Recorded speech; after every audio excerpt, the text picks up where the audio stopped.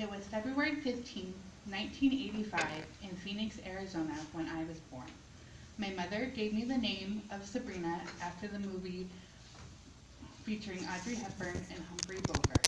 She always told me growing up that I was the wrong child to have first, as I was always very responsible and very cautious. My sister, who was 21 months younger than I, was always the opposite. She was very reckless and outgoing.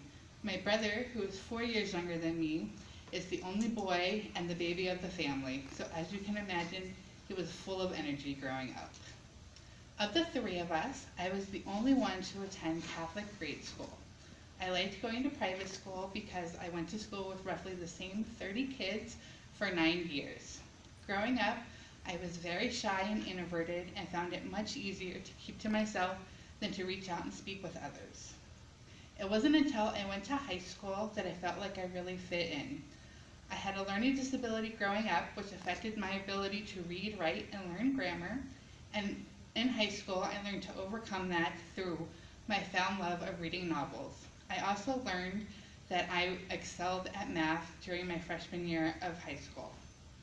Between my sophomore year and junior year, my dad passed away from cancer, but we were very lucky to still have our mom.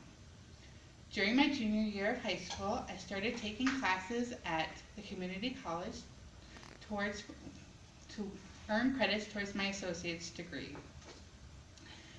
During my senior year, my mom was diagnosed with hepatitis C, and so when I turned 18, I got my certification to help take care of multi-handicapped individuals in order to help run her home business.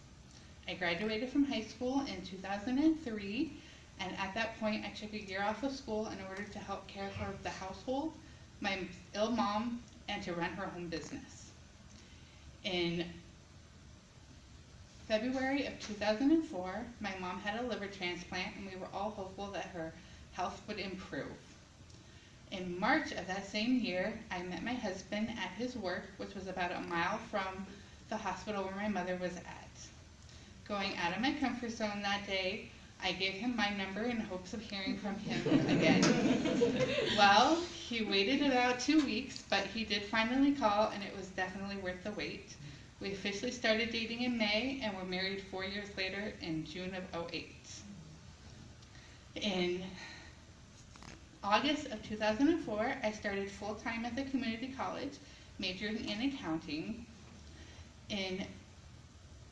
In September of 2005, we lost my mom to hepatitis C.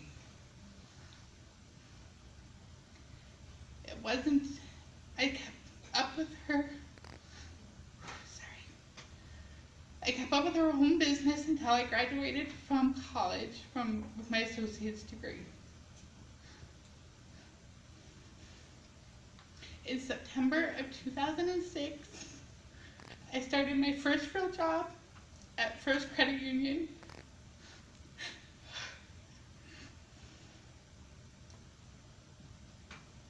As a teller.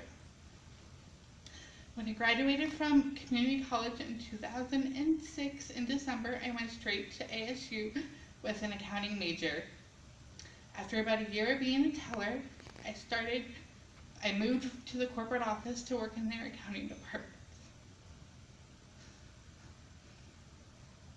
By 2009, I was burnt out on accounting, and I decided to change my major to business.